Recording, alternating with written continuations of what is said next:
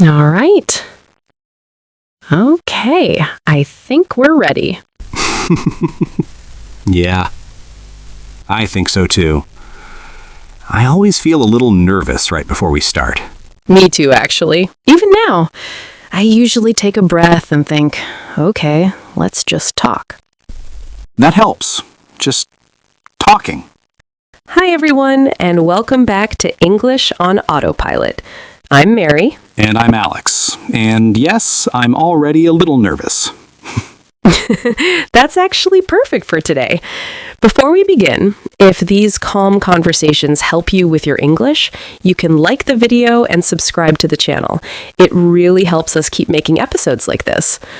All right, let's settle in. So, Alex, how are you feeling right now? Honestly, I feel a little tense. Not bad tense, just that tight feeling in my chest. That tight feeling. Yes, exactly that. I'm really glad you said that, because that feeling, right there, is what we're talking about today. That moment when you want to speak, you know what you want to say, but something inside you just stops. Yeah, it feels like my brain suddenly goes quiet. Or maybe too loud. I'm not sure. That's actually a very good way to describe it. And if you're listening right now and thinking, yes, that's me, you're in the right place. Can I say something? Of course. I understand English pretty well. When I listen, I'm okay. When I read, I'm okay. But when someone looks at me and waits for an answer, I freeze. Thank you for saying that out loud. A lot of people feel that, but they don't always say it. Today's episode is called I Freeze When I Speak. And we're not here to fix you because you're not broken. We're here to slow that moment down, to sit inside it, and to practice it calmly.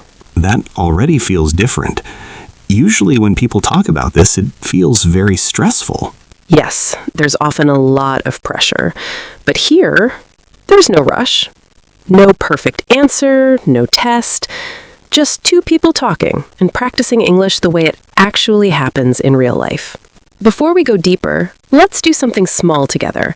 Right now, just notice how you're sitting. Notice your shoulders. Notice your breath. No need to change anything. My shoulders were really high. I didn't even realize. That happens so often.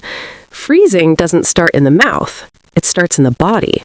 And today we're going to work with that very gently. So, Alex, can you remember the last time you froze while speaking English?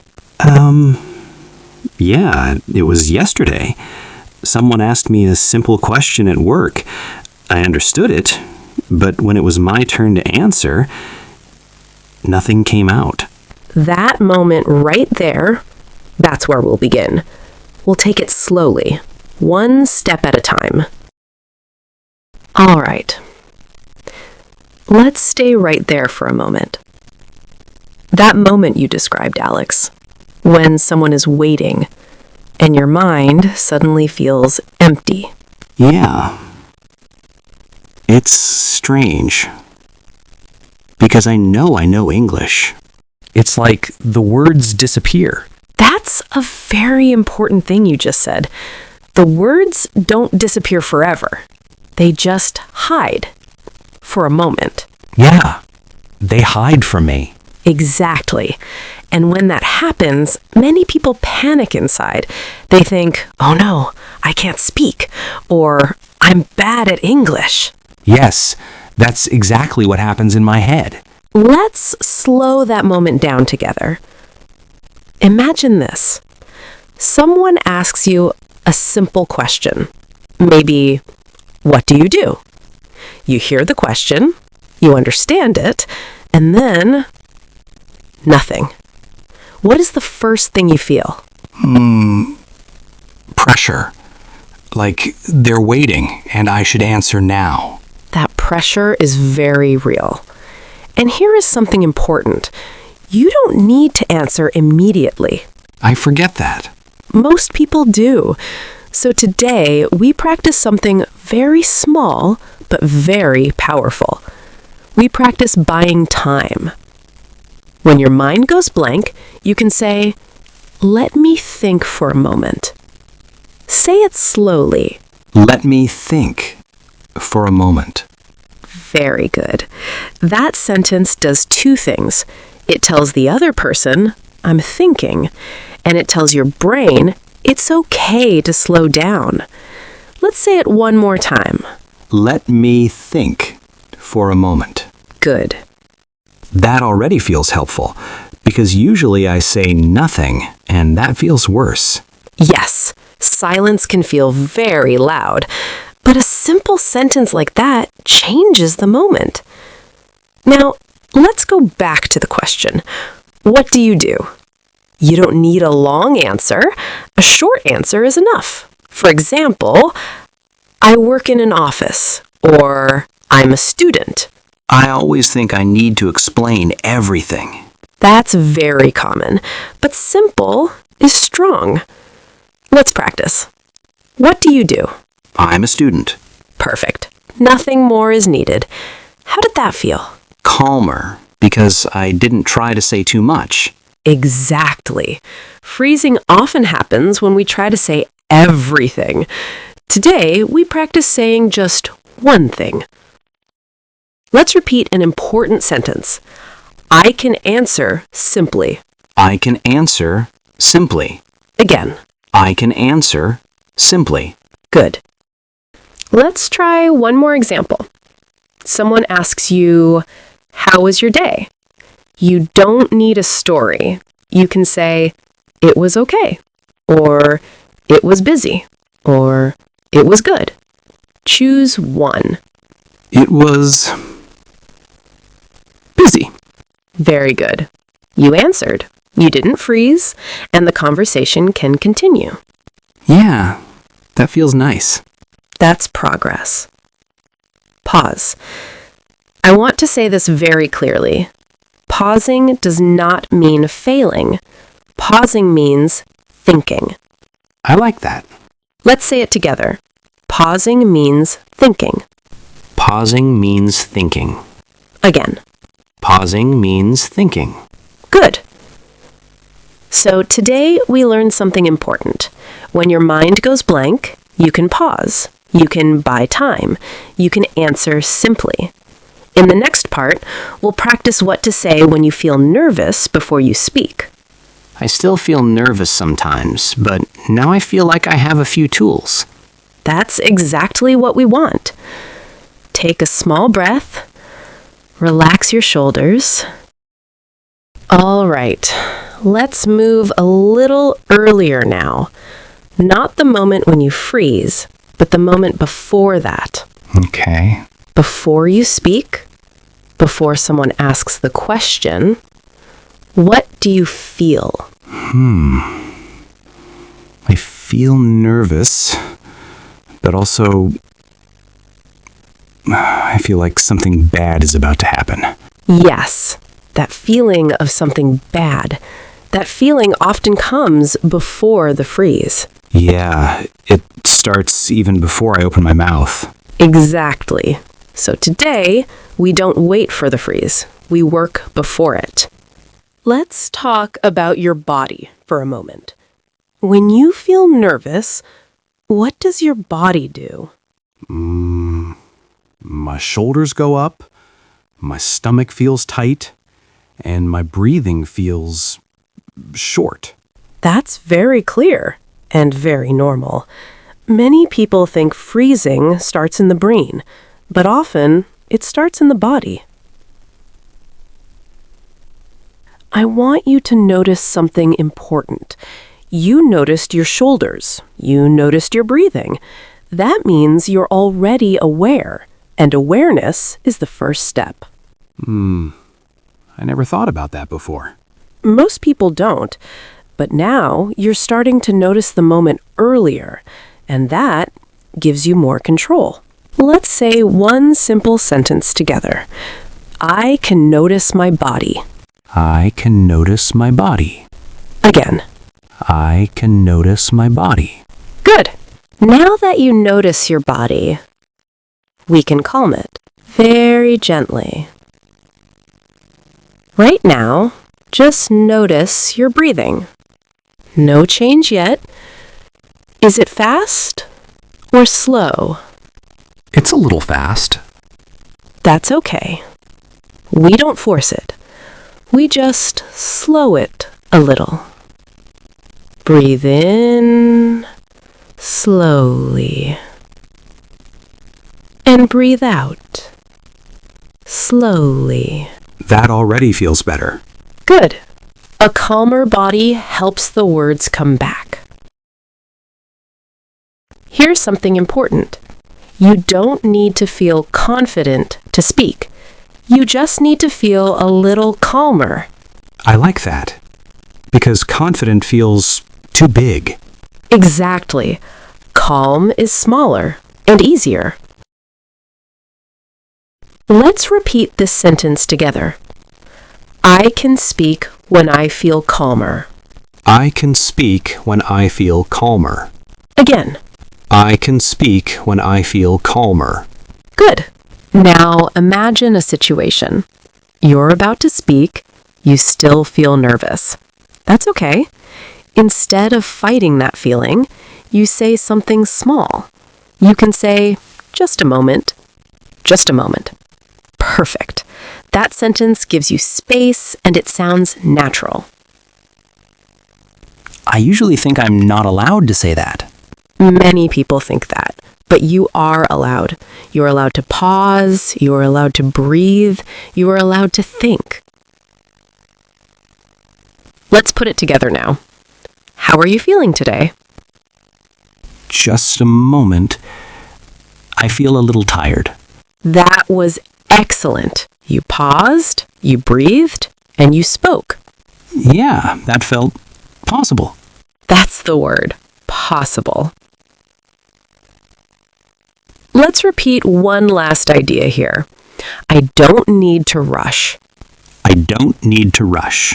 Again. I don't need to rush. Good. All right. Let's move to a quieter part of the day now, the evening. I like the evening. Everything feels slower. Exactly. The evening is a good time to practice English because there's less pressure and less noise. Think about your evening today. No details yet, just the feeling. How does your evening usually feel? More relaxed. But sometimes a little tired. That's very normal. And tired doesn't mean bad English. It just means your day was full. In the evening, we don't practice long sentences. We practice simple speaking. For example, someone asks you, "What did you do today?" You don't need the whole day. You can choose one small thing. I watched a movie. Perfect. That's enough. Let's practice together. What did you do today? I worked. And then I rested. Very good. 2 short ideas. Clear, calm. How did that feel? Honestly, easier than I expected. That's what evening practice does. It lowers the bar. Let's try another one. In the evening, someone might ask, "How was your day?" You don't need details. You don't need a story. Just one feeling is enough. For example, it was busy. It was okay. It was long. Choose one. It was long. That was a great answer. Simple, honest, and very natural. You know what's interesting? What's that? I don't feel stuck right now. I'm not searching for words. I'm just talking. That's a very important moment, because that's what speaking English feels like when the pressure starts to leave. I think I understand something now. Tell me. When I stop trying to sound perfect, I actually speak better. Exactly. Freezing often comes from trying too hard, but when you let English be simple, it starts to move again. Let's say something together now. I can speak simply in the evening. I can speak simply in the evening. Again. I can speak simply in the evening. Good. Now imagine this. You're at home. The day is done. No one is rushing you. You say one sentence about your day, out loud or quietly. For example, today was busy, or I'm tired today. I'm tired today. That sounded calm and confident. How did that feel? Honestly, it felt easy. That's the feeling we want. Evening English is not about learning more words. It's about feeling safe with the words you already have. When English feels safe, it starts to flow. Yeah. I actually feel proud right now. You should. Let's take a moment to look back.